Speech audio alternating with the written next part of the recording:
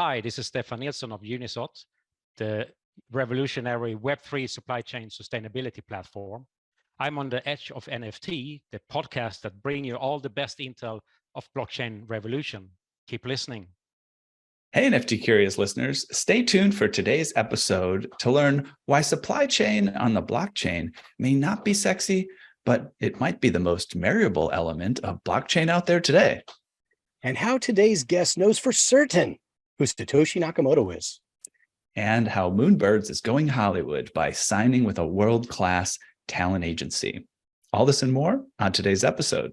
And finally, NFTLA 2022 was a blast. It was also a blast off in a giant plume of bright burning rocket fuel, Web3, NFTs, blockchain, decentralization, and a suite of immersive new tech developments that have just exploded onto the canvas of life. Outer Edge is the theme of this year's event, dedicated to those of you building with us at the outer edges, making the future happen.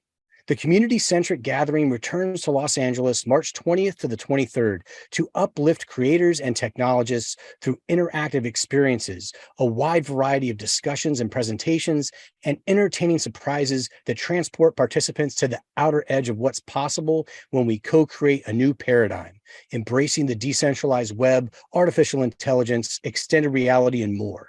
To register to attend or learn how to co-create an experience on the outer edge, head over to outeredge.live. The event is being organized by The Edge of Company and us founders of the Edge of NFT podcast.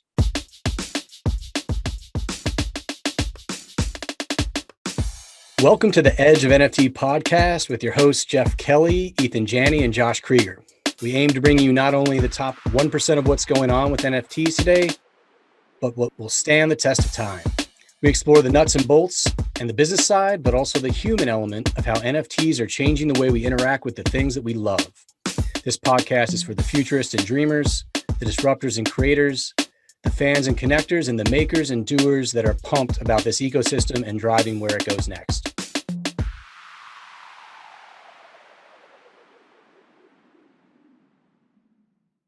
Today's episode features Stephan Nilsson, co-founder and CEO of UNISOT, the first enterprise public blockchain solution that makes supply chains more transparent, efficient, and sustainable through global traceability.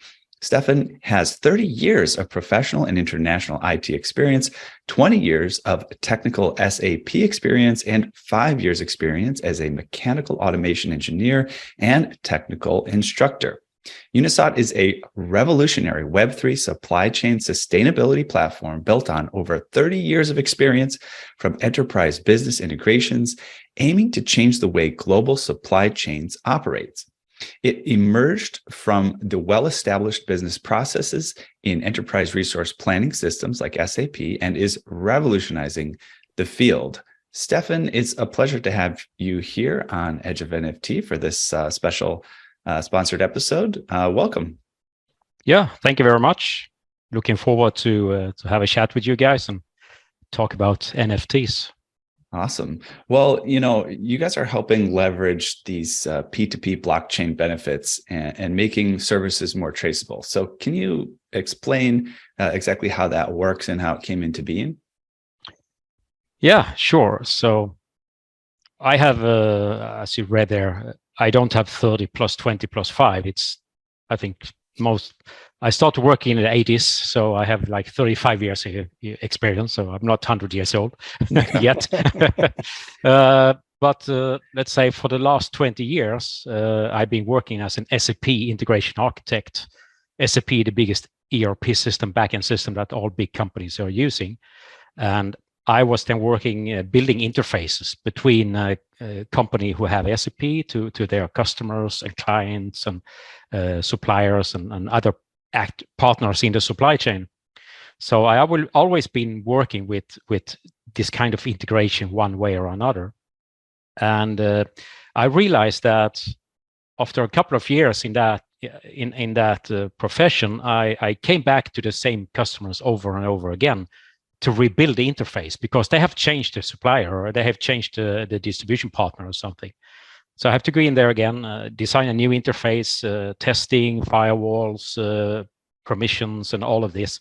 I mean, that could take like from a couple of weeks to a couple of months. Very expensive and time consuming and so on, and unsecure.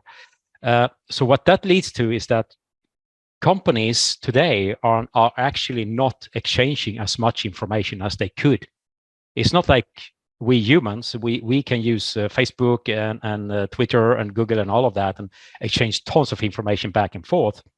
Companies do not do that. They need secure communication. So then I thought about that. So there must be a better way than to build point-to-point interfaces between systems. So then I read this white paper from a strange guy called Satoshi Nakamoto about Bitcoin and blockchain. And I got this blow my mind event that, wow, what if we could use this decentralized blockchain as a global data layer for every company in global supply chains, where they can connect without having to ask permission to anyone, but connect to this data layer and exchange information on that. So then back in 2014, I got an opportunity for a new job in Norway. So I'm from Sweden myself, and got this opportunity for a job in Norway. And when I went to an interview for this job here, I was talking a lot about how I wanted to integrate this SAP system with the public blockchain. And they asked, block what? They had no idea what blockchain was, and needed this SAP or anyone else, more or less. But I got a job. So I took the family, moved to Norway, and started working on a proof of concept where I built a vending machine home in my garage here, a wooden box with a Raspberry Pi computer on it, a touch screen, and 2 servers. So I could actually pay with Bitcoin to that machine, and then I got a box of sweet out. But the interesting thing was I had also built a module inside of SAP that was connecting to the blockchain and monitoring when I paid to this machine with a Bitcoin. I got the box of sweet out, but then SAP created a sales order.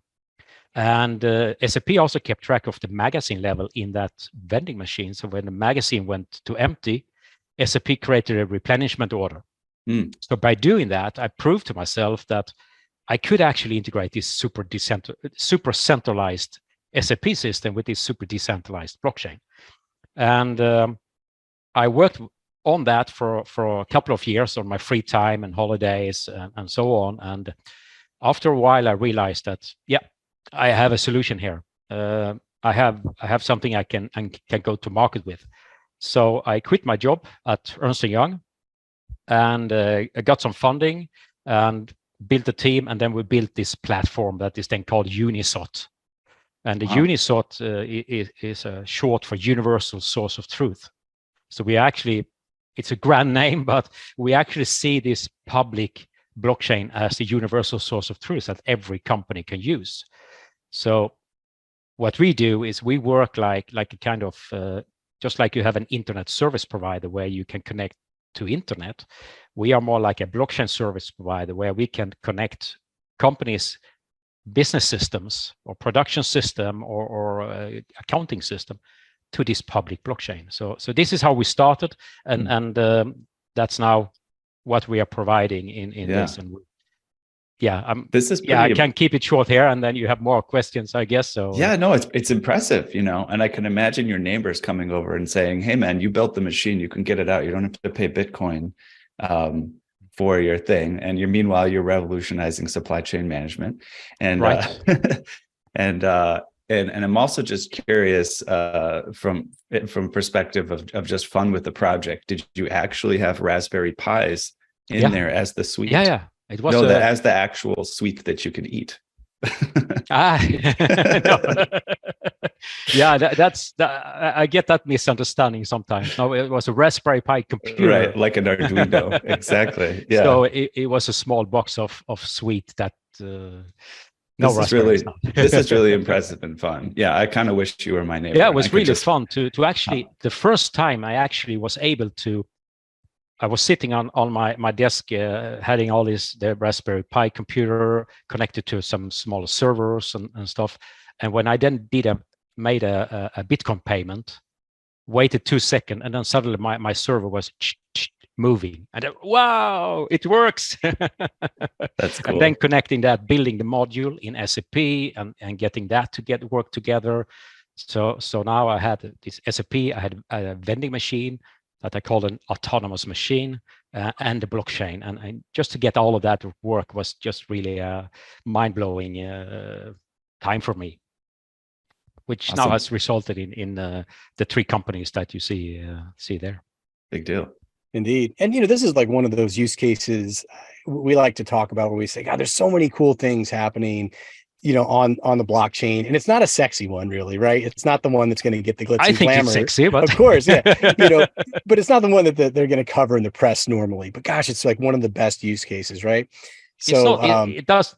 That's a little bit my not my problem, but that I think you get so much press for all of these bored monkeys and that stuff. Sure. And here I'm working my off, and I have like a world revolutionizing thing that actually is helping the world to make supply chain more sufficient or efficient, and nobody talks about it. I know. But we do on the show, again, here or there. We do try to elevate. And of course, we're happy to talk to you. And there's one part of your vision here that we want to dive into a little bit more. And that's the idea of this being a zero barrier to entry. Like, what does that mean to you? And how will that impact kind of the future of your work? Yeah. So since I worked as this integration architect, helping company to integrate, I realized that we have to make a system that is very, very easy and cost efficient to connect to. We can't, normal companies are not interested in putting up a node, running a node, or putting together a consortium with other companies and try to decide about consensus mechanism and that thing. They don't care about that. They have a problem that they need to solve, their efficiency in the supply chain or the food security or product security. So they don't care about that. So what we mean with this zero barrier of entry is that it should be super simple and super quick and super cheap to just start connecting your system to the blockchain. So what we have is that we have a plugin to like SAP. So since I started building this in SAP, now I have taken out the main system. So that's now a system by itself. But I still have this module in SAP. So when we come to a customer who has an SAP system, we just say, okay, here's a plugin, plug it into your system. Now you're connected to blockchain. Done. So it's done in a couple of hours. And then we can extend on that on what functionality and so they want to use and how they want to exchange information with other companies. Yeah, so making it easy, right? The easy button. That's the easy button. Yeah. The easy button. Just a plugin. Here you are. You're done. That's it. What tools does UNISOT use to offer access to reliable and secure this universal source of truth, so that all parties can tap into that and handle the challenges?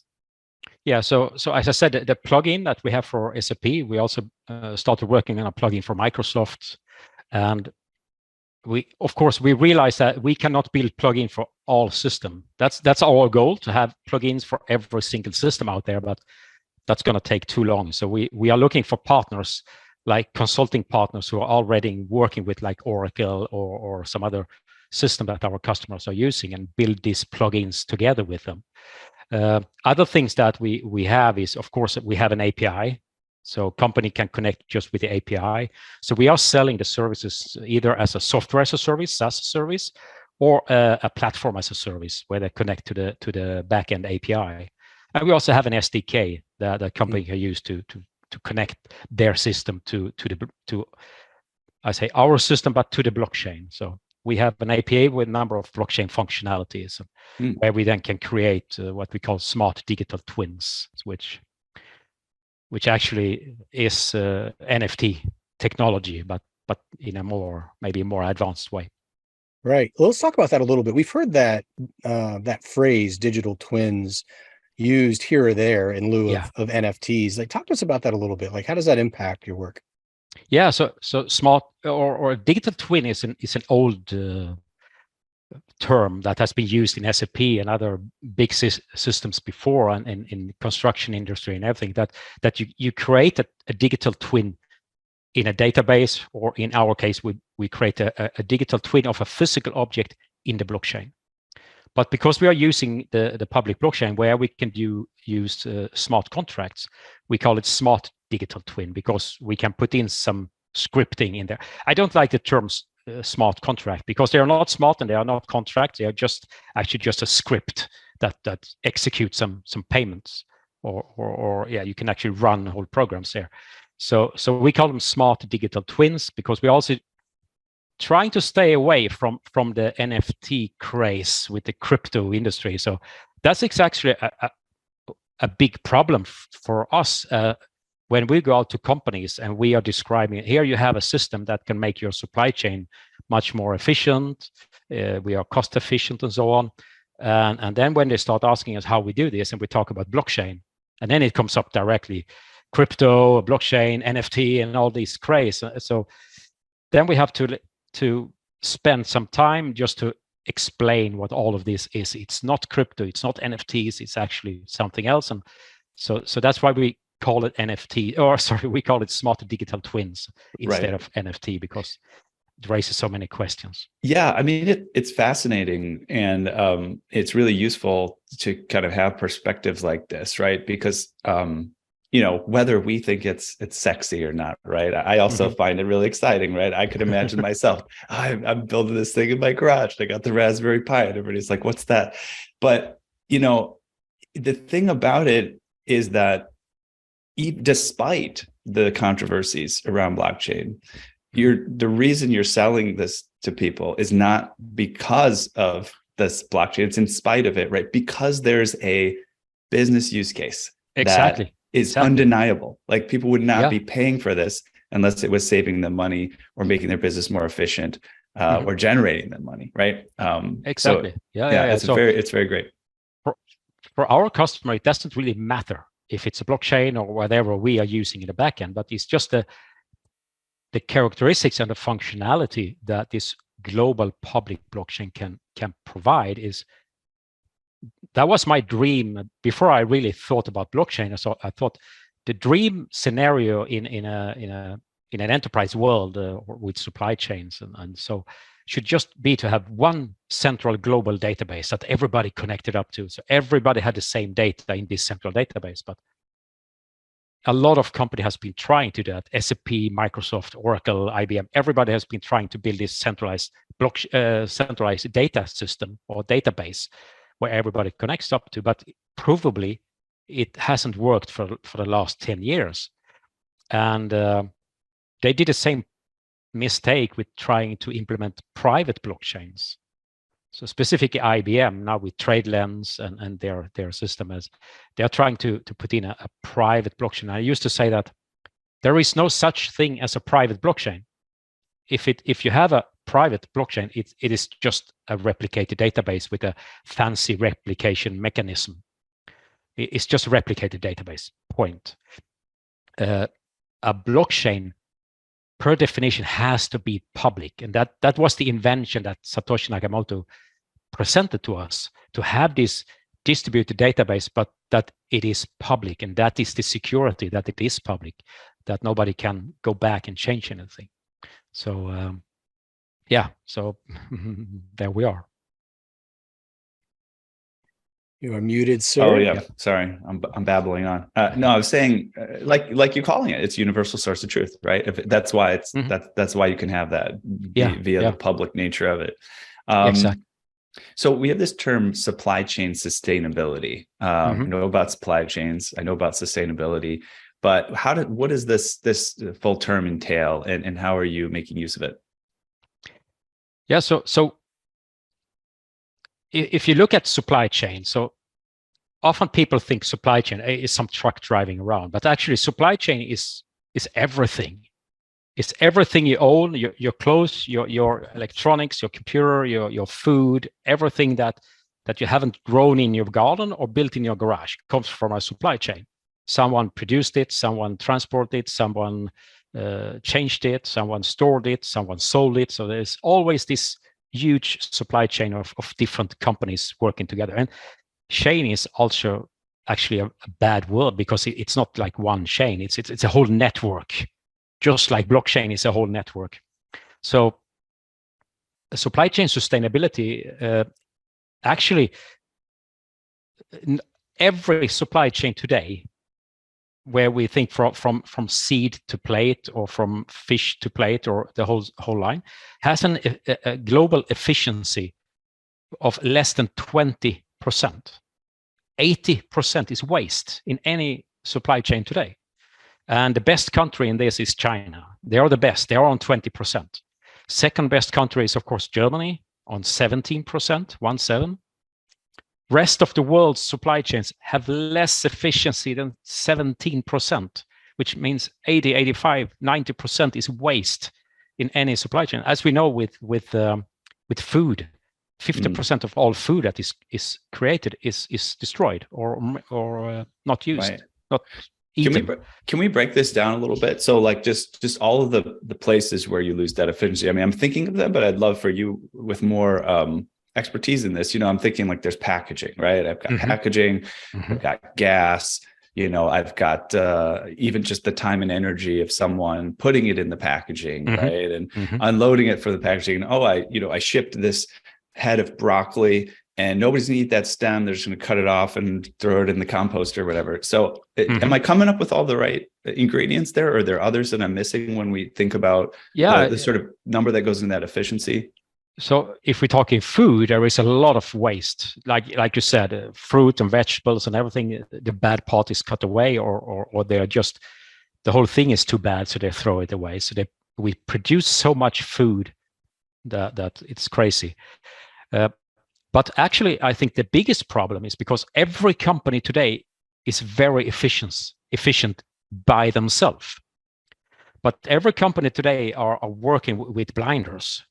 They only get information from their immediate supplier, and they give information to the immediate customer. Outside of that, they have no idea what happened. It's just a black universe out there. So I can be a producer, and I don't know what's gonna hit me in a week, or because I only get information from my immediate supplier. I don't have information from his supplier and his supplier and his supplier. And the same thing, if I can make a product that has the super good quality, but I only have control of this quality until it leaves my warehouse, comes onto a truck, and so on. So I have no idea what happens there. And this is exactly where we can help with the global public blockchain, is that by this kind of system, I can now, as a producer of a product, I can subscribe to information from a supplier, and I can follow my product through this distribution and supply chain and so on, transport. So a good example is, since we are based in Norway, we built this solution called Seafood Chain, for the seafood industry. And let's say you can be a very good producer of Norwegian salmon. It can be the top quality in your warehouse, but then if you send it out with an airplane to Asia or somewhere, or Japan or so, maybe this cargo is standing on a hot airport for 4 hours, and you have no idea, and half of it is rotten when it comes to the destination. By using our system, you can actually integrate IoT sensors. So we put IoT sensors on the fish boxes, for example, which is registered the temperature all the way. So now a producer can have control of their temperature on the cargo the whole way, even when it have left their physical control, but they still have digital control of that. So it's more what's missing today is the communication between companies that does not exist, or is very, very little. And blockchain can absolutely help with that. So what we provide with our solution, with the public blockchain, is two things. So I mentioned this data layer, the global data layer that the blockchain is. The second thing we provide is actually monetization of information. So we can allow a company now to start selling and buying micro information from microtransactions. So they can start selling like one temperature or one location or one weight for tenths of a cent or 1 cent or hundreds of a cent to anyone else in the supply chain who could benefit from that information. So now you have both the data layer and the economic incentive to actually start exchanging information. And by doing that, we can make supply chain much more efficient. So a dream should be just to make supply chain like 5 or 10% more efficient by this technology. That would save so much money and energy and exhaust and everything for the world that it's incredible. Yeah, man, that's so much waste. I had no idea. Yeah, no, me neither before. It's incredible. Wow, that is nuts. So one of these things, and we've been kind of circling it, is we're talking about blockchain, and one of the kind of core tenets here is transparency, accessibility, immutability. But by the same token, we're talking about a space where, in some instances, privacy really matters. Of course, Yes. Accuracy Yes. matters. And so how do you balance these needs with the underlying nature of blockchain? Right. Yeah, a really good question, because there is a lot of misunderstanding here. A lot of people think that if we are using a public blockchain, they think, oh, all information is public. No, not correct. Just like we are all right now, we are using internet, but the public is, or the internet is public, but the stream we have now can only be seen by us. So we have an encrypted communication here. So we do exactly the same thing. We are using the public blockchain because it's the most secure. It has been online, up and running for 14 years. It's the most cost-efficient system. But on top of that, we are building a permission business system, or business layer on top of that. So all communication is controlled by the actor who put the information out there. So every actor in the supply chain, they now own and control their own data. So they can decide, they can share some information with the end customer. They can share some information with their logistic distributor. They can share some information with the government or some controlling instance. And they can put a price on that information. So they can give some for free for the consumer, but the distributor has to pay a couple of cents for something. That's really cool. Yeah. And I mean, as we talked through, what we were previously talking about the efficiency of the chain, it goes in both directions, I would assume, from what you said. So like if you have a product and you're sending it out, you can sort of have a handle on what's happening to it before it gets to the consumer, and how it represents your brand, to be honest, right? But then there's the reverse.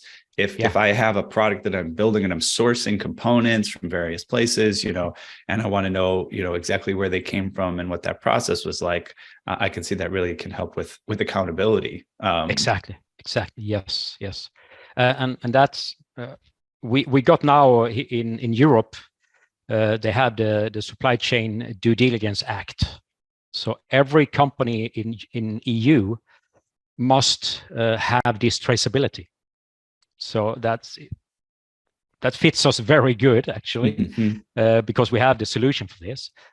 We got it in law here in Norway in July last year, but it comes into law it's already in Germany, France, Netherlands, and some other countries. So every country in Europe must have this traceability. And there also comes a new law now about something called a digital product passport. So every product must have a QR code where you can scan it, and you can get this digital product passport where you get all the history, the ingredients, the sustainability, how much CO2 it has emitted, and all of these things. And that's exactly what we are providing. So since we are talking about NFTs here, and we have our smart digital twin technology, so what we are doing is that we are creating this smart digital twin in the blockchain for a batch of a product from a raw, let's say a raw material. And then what we can do is, to this smart digital twin, we can add information. So like what kind of product, where was it created, what was the energy consumption, what's the quality, who did it, pictures, videos, certificates, and all of that. And then when this product is physically sold to another actors in the supply chain, the smart digital twin is also transferred ownership to this new owner. Now this new actor in the supply chain, when they are processing this product, they now continue adding information on what they did, how much energy, how much diesel or fertilizer they used or whatever they did. And so we do in every step in the supply chain. So in the end, or let's say at the consumer state, they can just scan a QR code, and then we trace back all these digital twins. All this information comes out as a digital product passport, where you can prove legally, actually, because we are using the blockchain, all this data is digitally signed by every actor that puts their data in there. So it's liable information. So what comes out as a digital product passport is actually liable information. This is amazing. Yeah. You mentioned the seafood chain, and that's something you've been building and working on, continuing to develop. Any other projects you have in the pipeline, or anything more you can tell us about seafood chain and how that's growing? Yeah, so we created UNISOT, the platform. So we just call it an enterprise blockchain platform then. And we realized that, this can be used in every industry needs this functionality. So I decided we have to focus on one industry just to prove that this system is working. And since we are in Norway and seafood, I thought at the time that seafood is a little Norwegian market here. So that's a small little market I could test. Little did I know that it's not a small little Norwegian market. It's actually a multi-billion-dollar global seafood market. It's gigantic. So I was luckily a blue-eyed entrepreneur just diving into this gigantic market, and we implemented this with a couple of seafood companies and proved that we can trace everything. So now we split, or we divided that out to other industries. So we mostly are still in the food industry, because food is there and close to our hearts, because food is everything. If we don't have healthy food, nothing else is working. So we have clients now that are tracing agriculture, so called local to local. So locally produced food to local customers in a reversed marketplace way. So customers can buy products from the farmer before they actually have created the food, and but still proving quality, proving sustainability, and all of that. We have some other customers who are tracing art, physical art, like paintings and sculptures, by putting on a small called a crypto anchor. Has nothing with cryptocurrency to do, but it's a small drop of epoxy with diamond dust and magnetic dust in there. And when this drop of epoxy hardens, the diamond dust and the magnetic dust just hardens in a unique formation. So when you read that with the camera, you get like a unique code from that. So you can now trace like a painting through the whole supply chain. Who made it? Who was the artist? Who ordered it? What kind of paint? What kind of frame? What everything around that, and follow it out through the ateliers and museums and even out on the digital side, because now they digitized the picture as well. So, but not like the Bored Ape, but actually like a real one piece digital information that people then can buy and sell and have the digital rights to. So super interesting there. And of course, we are then continuing with mentioning Abendum here is a third company that we have started up now, where we are working with something called triple entry accounting. And this is actually one of the first thing that Satoshi patented. So triple entry accounting is for an auditing, is just like it sounds. It's like when you do accounting in a company today, you use double entry accounting, because you have debit and credit. So two parties who exchange or buy something with each other, they put in their different accounting system, debit and credit and debit. What we now provide is that in the middle, we put the blockchain as a third ledger. So they book debit, credit, and a third ledger, and they book credit and debit and a third ledger. And now we have this third ledger where we can now verify that if I actually send an invoice on $1,000 to you, now it says also in the blockchain that it is $1,000. So you cannot manipulate or say it was $900 or $1,100. We have a centralized, decentralized store where we now have the common value here. So now we are building a system around this where we can actually do auditing. So every big company has to do audit every year, where an auditor comes in, goes through manually through your accounting to verify, and they are calling to your customers and your suppliers to verify, did you really send this and did you really pay this? But instead of doing that manually, now we can automate that thanks to the blockchain.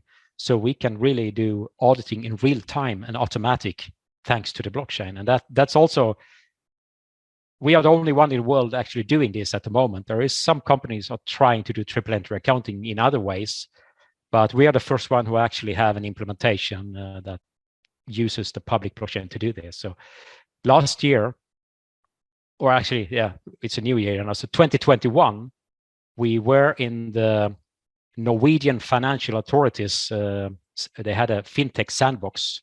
So this is like the SEC for your America, Norway's SEC.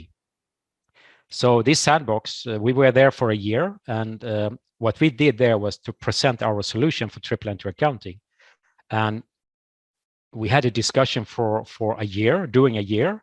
So we got a lot of good feedback back there, which resulted in that we made from a first version MVP, we now have the second version with the input from the authorities. And we actually got verified that, yes, we can actually use this public blockchain for audit evidence. And that's a super, super important thing, that the Norwegian Financial Authority has approved that, yes, we can use the blockchain as audit evidence. And that means that now the accountants can start using it. Now auditors can start using it. And when it's approved in Norway, these audit rules are international. So now it can be used everywhere. So we actually have a lot of CPAs from America calling us because they are super interested in this. And yet again, another super exciting industry, right? Yes, it is super interesting. It's the thing. This is the stuff that is the foundation, right, of everything that we do. It's the back end. It's the as NFTs are to Web3 and the metaverse, right? Fundamental accounting and supply chain management is to really everything that we consume in the world. Yes. Every service we offer, every product we create. Yes. Yeah, there's so much foundational stuff to it, but again, it doesn't get that much attention because it's just not as sexy as some of these other, projects happening. But this is so interesting, and it's one that's been on our radar for a long time. We talk about it, as I said, very frequently. And we really appreciate you breaking down all the details here for us. It's very, very important work that you're doing. We want to ask this last question for this segment, and that is really just when you look around the space. Blockchain in general, Web3, everything that's happening right now, like what projects inspire you? That's a problem, yeah. There is so much misinformation and so much misunderstanding about what blockchain is, how it works, and there is so many implementations, all these altcoins, as it's called. And it's such a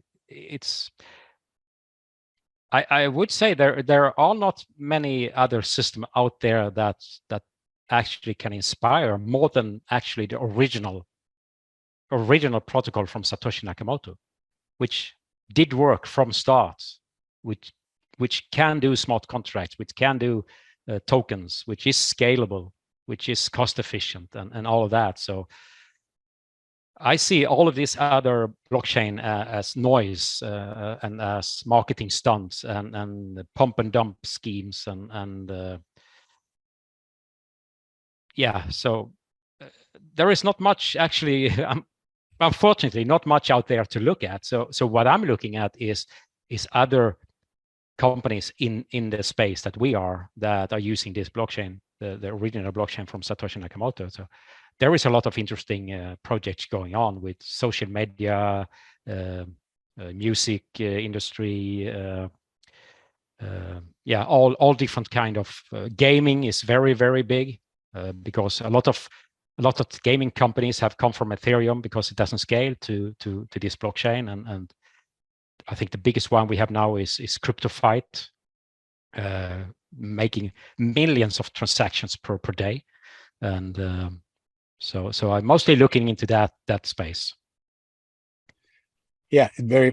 Yeah, gaming's really interesting. Lots of moving pieces there. We have some gaming partners that we do some collaborations with, right? Yeah, as well. Yeah. So near and dear to our hearts. But again, so I will shoot out to them that if they need a blockchain that is actually scaling, that is actually secure and actually very cost efficient, there is a blockchain doing that, and that's the one we are using. So yeah. Well, Stephan, this was great. We really appreciate all the ins and outs of UNISOT and everything you're working on. And thanks for explaining to our listeners all the details there, because it's, again, not something that's easily understood. And I think you conveyed it very simply. And then also something that's just not, people don't talk about enough, right? Yeah. So we do appreciate that. But we do want to shift gears a little bit and learn some more about you personally. And it's a segment that we call our Edge Quick Hitters. Again, it's just a fun and quick way to get to know you a little better. We're looking for short and straightforward answers, but we may dive a little bit deeper here or there. Are you ready to go? Yeah, sure. Yes. Okay, awesome. Question number 1. What's the first thing you remember ever purchasing in your life? It's a Commodore 64. That dates me a little bit. No, but that's awesome. Is there any chance you got that thing sitting around somewhere still? I have it in my garage. Absolutely. Nice. Yeah. I'm never getting rid of that. That's such a wonderful thing. I have the cassette deck. I have the disk drive. I have a printer and all of that.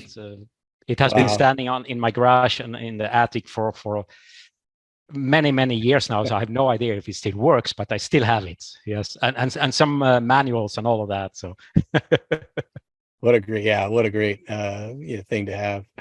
Great memories, I'm sure. Okay, question number 2. What's the first thing you remember ever selling in your life? Yeah, so to buy my Commodore 64, I sold my electric guitar. So I was playing guitar and getting bored of that, and I want that computer. That sounds interesting. So I sold that one and I bought the Commodore 64. So that's my 2 things. Now there's this movie of your life, this alternate history where you become like Jimi Hendrix and you didn't sell the guitar. Yes, probably. Nice. I still can play one thing or one short theme on guitar, and that's Smoke on the Water. All right. That's all I can Classic. Play. That's all right. Hey, we'll next time we'll break out the guitar. Yeah. Question number 3. What's the most recent thing you purchased? Actually, I purchased a sunset sensor. So for my home automation, I moved to a new house a couple of months ago. So I needed my lamps to go on and off when the lights goes up and down. So so this small thing that I connect to my home automation system. Let me ask you a question, because you're taking all of this stuff so seriously. I don't do the home automation stuff right now, and part of it is because I'm paranoid about like the Google things listening to me and like the I have no Google things at all. What do you use? Like, is there like a standard system? Is it only available in the Nordic countries? No, it's some home automation system, but not connected to Google. Okay. I'm absolutely never going to do that. I don't want to have I have my phone standing here all the time, of course, but I don't want to have a Google microphone listening to single thing I'm doing. So not doing that. All right. And it definitely is. Cool. All right. Question number 4. What is the most recent thing you sold? since we moved, we were sending a lot of things, and I think the last thing I sold was a laminate cutter. So it's a tool where you could laminate for your flooring. Oh, got it. Yeah. Okay. So that's cool. Yeah. First laminate cutter to make it into edge quick hitters. That's for sure. Yes. Not very sexy either. No, hey, it's all good. I'm trying to sell my car as well. So electric car, but I haven't got it sold yet. So. Got it. Yeah. Well, the laminate cutter, is clearly in high demand. Question 5. What's your most prized possession? That would be my Tesla Model S that I bought when I moved to Norway, because electric cars here is very very common, and you get a very good price. It's almost cheaper to buy an electric car here than a gasoline car. Really? Wow. So of course, I bought a Tesla, and I mean, that it's the best car I ever had, and I really love it. Do you experiment with like what is it called? Autopilot? What's that? Autopilot? Yes. Yeah, it works wonderful. It's incredible. Yeah. I haven't had the pleasure yet of driving a Tesla, but it's on my list soon. Autopilot, it's wonderful. My wife is from Belgium, so we are driving down to Belgium rather often. And that's really wonderful when you drive on long highways and autobahn and so on, just to put in the autopilot, and you can relax a little bit more than normal. Yeah, you have to be there. You have to you have control of the car, but you don't have to be super concentrated all the time. So you're not smoking anything while you're doing that? No. I'm never. I shouldn't say. I'm actually smoking cigars. Okay, all right. On maybe parties that's and holidays and so. But I'm not smoking anything else. No. All right, there we go. That's positive. Good to establish that. All right, next question. Question 6. So if you could buy anything in the world, like digital, physical, a service, an experience that's currently for sale, what would that be? That's a super hard question. I have no idea. Maybe for efficiency, maybe a helicopter or a private jet. That should be nice, but that's very. I mean, if I could buy anything, I should think of something more grandiose thing to help the world. But let's say a helicopter. That should be very fun. It could be fun. Yeah, that's all we're looking at. And that could take me quicker to different places. So. Indeed, it can. Cool. Question 7. If you could pass on one of your personality traits to the next generation, what would it be? My stubbornness. Honesty. I think honesty is super important, and that's what our whole company line is working on: transparency and honesty in products and everything. So honesty, absolutely, yes. Right on. Great one for sure. Question 8. I don't believe you. I think you're lying. Yeah. If you could eliminate one of your personality traits from the next generation, what would that be? Procrastination. Sometimes I have a tendency to procrastinate things and don't. Instead of doing it directly, I wait a little bit, and that should be. That could go away. Yes. Yeah, it's a hard one, I think. Yeah. Hey, I would say that can be very inspirational to myself and our listeners. If somebody like you who's accomplished as much as you has issues with procrastination, then anybody can achieve anything. It's a great point. Yeah, we all struggle, right? Very cool. Okay, question number 9. What did you do just before joining us on the podcast? I've been listening both yesterday and the whole day today to a Bitcoin masterclass with the creator of Bitcoin. And who's the creator? Satoshi Nakamoto? Or yeah, are we talking Satoshi about Nakamoto, other people on there? Yeah. Oh, so Satoshi Nakamoto. Yes. Yeah, and somebody's speaking. He's speaking in this, or how's? Tell us more about this class. He had a class the whole day yesterday and today. Yes. Oh man. Okay, well, there's some. You don't know who it is? We don't know. We don't know who it is. We have to dive in there. Yeah, it's public information. It has been out there since 2015. Is that right? Yeah.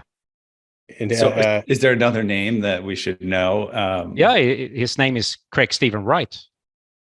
Okay. He's He's an Australian guy living in UK right now. He has been an auditor for BDO.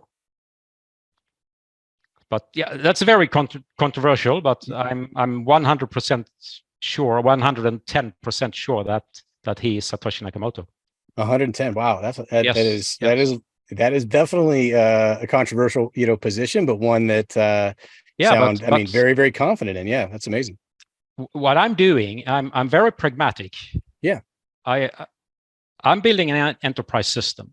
Mm-hmm. I need a blockchain that works. Yeah, I don't care which blockchain we are using.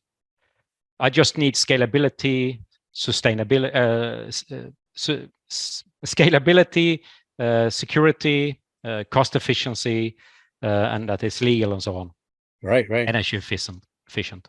So the only blockchain I can find out there, and I looked at all of them, and is the original blockchain, Bitcoin blockchain from Satoshi Nakamoto. And I'm not talking about the BTC.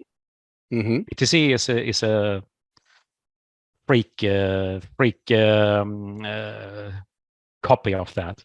But the original protocol with unlimited block size. We are today doing 4 GB blocks and so on. And if you're listening to what he's saying and you're reading his papers and you're actually testing the technology, you see it works. And he's the only guy who can actually present this and can actually explain how things are working. So I don't really care if he is the Satoshi synonym or not, mm-hmm.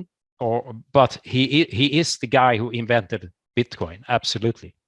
Wow. I'm 100% sure, or 110, as I said. Yeah. 110 for sure. And I got to ask, is there something in particular is his in-depth understanding about the inner workings of Bitcoin that convinced you of that? Yes. Yeah. I've been there. I encourage people to go to YouTube and look for the theory of Bitcoin. It's a YouTube series of, I don't know how many, but I think it's 50 hours, 40 hours, 50 hours of different YouTube series where Mm-hmm. A guy, Reineck Charles, is interviewing Craig Stephen Wright about every single sentence in the white paper, Mm-hmm. about every single questions about everything about Bitcoin. And he answers every single question with facts of the facts of the facts. And I mean, there is no other person in the world that comes even close to describe the things that he describes. So like already in 2015, he came out on a conference saying that Bitcoin is Turing complete, which means that you can do smart contracts and token on it. And everybody was laughing at him and said, you're crazy. Everybody knows that Bitcoin is not Turing complete. You cannot do smart contract on Bitcoin because you have to use Ethereum for that. But now it is proven that Bitcoin, the original Bitcoin called BSV, Bitcoin Satoshi Vision, is actually Turing complete in 4 different ways. So he was right 2015. And that thing after thing after thing that he explains that you don't understand it the first day, but after a year or 2 years when you listen back to it, it says, oh yeah, he was right back then. So I definitely think Jeff and I are out of our depth on any of this. We are not Turing complete. So don't believe me. Don't believe me at all. We will look into it. Check it. Check the website. Read the white paper. Check the Bitcoin white paper and the functionality with how BTC is working. And BTC is not working.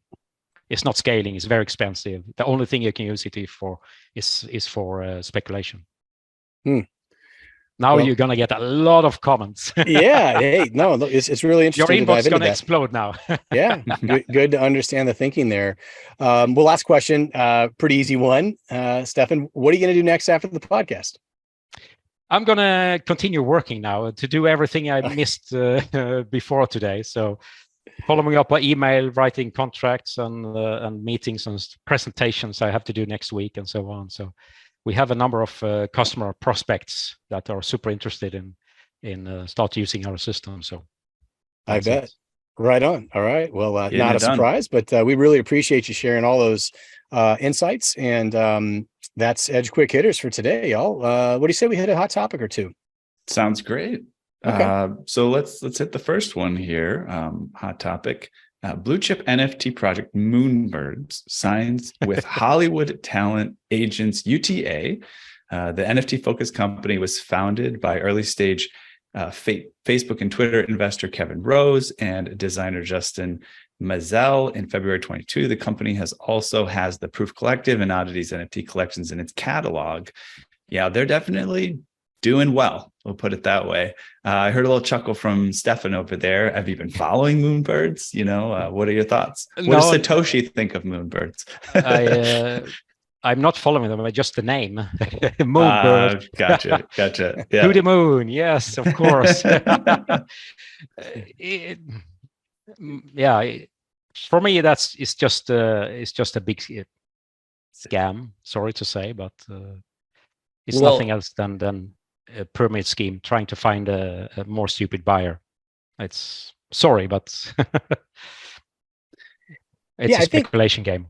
Right. I think though that there's some interesting things happening there where there's been a lot of moves into entertainment and whether it's music or film, or these projects that kind of bridge the gap there, the animated series and things of that nature. And so I think it's interesting to see where it will go once Hollywood really has its arms around some of these projects, whether it's like Gary V's VFriends and what he's trying to do there, or the projects from Yuga Labs. I'm curious to see where it goes, where they can take things, because we know, there's a lot of motivation there to try to bring things to the masses, which basically creates value for these very large companies and these very large agencies. And if there's value there, I think these guys may be able to ultimately unearth it for the most legitimate projects. But I guess time will tell on those. An interesting move on their part, though. I have this measure stock that if you create a token and you want people to buy this token because you're going to do a project for music or Bored Apes or whatever, then it's just a speculation vehicle and pump and dump scheme. But as I said, there is a lot of projects and companies in BSV that actually is building with the music industry, with the bloggers and vloggers and all of that, and actually building system, but they are not selling a token to anyone to invest in. They are building the technology for the users. When they buy music, they get a token and they can now pay directly to the artists or to everybody involved in that. So using it in the right way, but not as an investment vehicle. That's I had advisors who wanted me to do that with UNISOT a couple of years ago, to create this token, and you get millions of billions into your company and you can build whatever you like. But luckily I didn't do that, because SEC will come to you, like we see now with Binance and everybody, that SEC, they are slow, but they are coming. Like 3-4 years later, they will come knock on your door because you have now unregistered securities, and that's not allowed for a reason. Yeah. It's sorry to bang down on the Moonbird. I don't know Moonbird, so I shouldn't say anything about them. But in general, again, time will tell, right? Time will. Yes. We know that for sure, right? So, what do you got next? A fascinating space. We got another one for Stephan to rip apart. So, YouTuber Logan Paul's CryptoZoo NFT project is a total mess. Given Logan Paul's dubious history on YouTube, it probably doesn't come to surprise. CryptoZoo NFT project has allegedly turned out to be a scam. Allegedly, some investors end up losing $500,000, according to an independent YouTube reporter, CoffeeZilla. Development of CryptoZoo has been stalled due to alleged non-payment of coders. What did I say? Yeah. Right. Yeah, it is. I'd say definitely a mess. One thing I think That's good, at least I think, for the folks that are involved. There's a lot of folks are talking about it, including Logan Paul, and he'll answer questions about it and explain, what was going on there, and where mistakes were made on a bunch of different accounts. And I think seems to be transparent and open about what was happening there. Now, the perspective on what did the developers do or not do, what were they owed or not owed, I think there's a lot of subjectivity there. So you really have to take all sides, I guess, into account when trying to figure out what happened there. But I think it's cool, at least, that the folks involved are willing to talk about it openly and explain their side of the story. And there's somewhere probably in the middle that's the truth there. But I did hear that they are trying to continue the project, and there's a few things they got to wrap up there, but that it is happening in the background. So again, time will tell, right? Is it something he's going to be able to deliver on and make real and create value based on all of his intellectual property for his followers? I don't know. TBD. Yeah, I think the dangerous thing here, specifically with a famous person like him, is that he has a lot of followers that have no idea what they are investing in, and think, okay, because it's him, I'm going to invest, and then they're investing more than they should, and now they're effed and lost maybe their whole saving account and pension account and everything. And it's so, for me, it's so super obvious that don't do that. Don't put your money into this. But everybody want to be quick, rich, quick. So they are very tempted to do this, of course. But as like in any casino, the house is winning every single time. So or sometimes the house is losing too. Everybody just gets, everybody kind of gets consumed. I'm sure by the there mess. is. I know. I'm sure there are some guys making money on this. Maybe some consultants and some developers or something like that. So I don't know the story exactly about, but. Well, I think that the interesting point here, and I think there's a trend of this in some of these NFT projects and crypto projects, and there's a sort of like a tongue-in-cheek aspect to it, but at the same time, it doesn't help from the outside perspective. CryptoZoo is kind of feels like what it's turning out to be, in terms of it's a zoo of a bunch of different things going on, and it's a bit of a mess. And the one thing to Logan Paul's, I don't want to say credit, but something, he's generating value, through what he does, like by having all of these viewers, entertaining people, whatever it is that he's doing, it's generating value for the platforms that he's on, be it YouTube or Twitter or whatever. I so wish that he could do that in a real way. Right. Ask some real experts on this. Mm-hmm. Not some NFT experts, but some real financial experts. There are companies, there are experts in this out in the world, and this crypto is new, NFT is new, but actually not. Crypto is not new. Crypto existed already in the 90s. Well, thousands of cryptos already then, but most of them were centralized.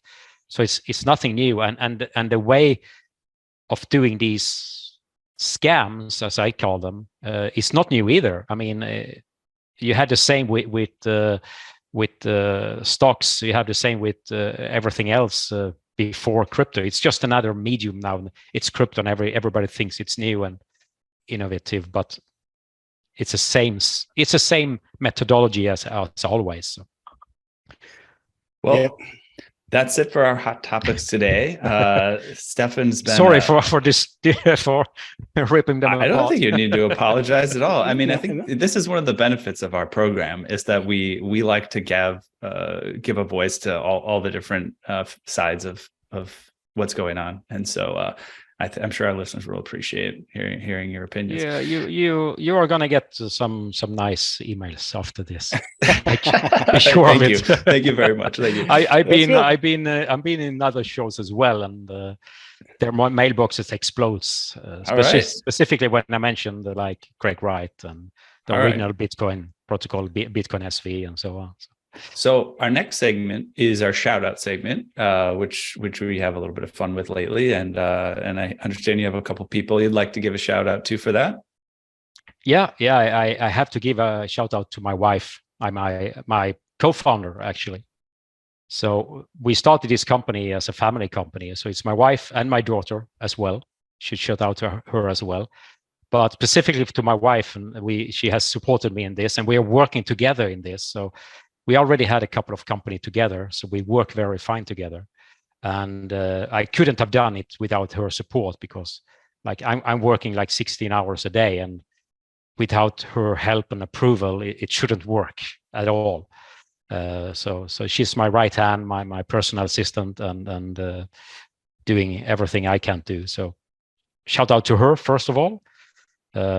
And then, of course, I have to give a shout out to Satoshi Nakamoto, Craig Stephen Wright, the inventor of Bitcoin. Without him, we wouldn't be here at all talking about this. For me, he created the one of the most important invention in man history, in recent history. That's it's up there with penicillin, with electricity, with computers, with everything, and it's going to revolutionize the world even more than internet have done. Everybody's using internet now, but soon everybody will use blockchain as a back-end functionality, the piping of everything. So awesome. That's the two persons. Yeah. We appreciate the shout outs, Stephan. And before we break for this episode, let's make sure folks know where to go to follow you and everything that's happening. Where should we send them? Yeah, you can go to our websites. So unisot.com.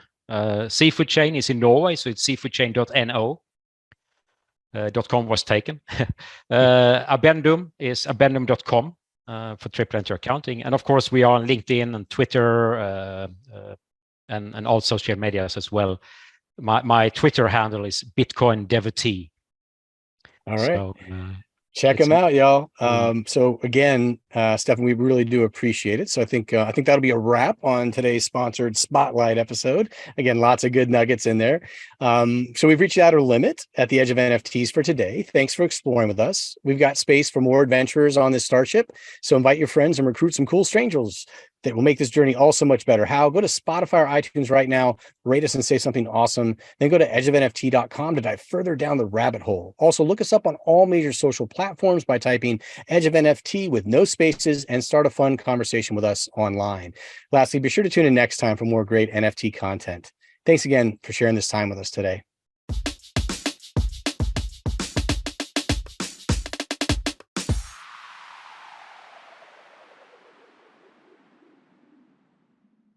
The views and opinions expressed on the Edge of NFT podcast reflect solely those views and opinions of the show creators and its guests. We're learning as we go, just like you. Please make sure to do your own research. Our podcast is not financial advice. There are multiple strategies and not all strategies fit all people. You understand that you are using any and all information available on or through this podcast at your own risk.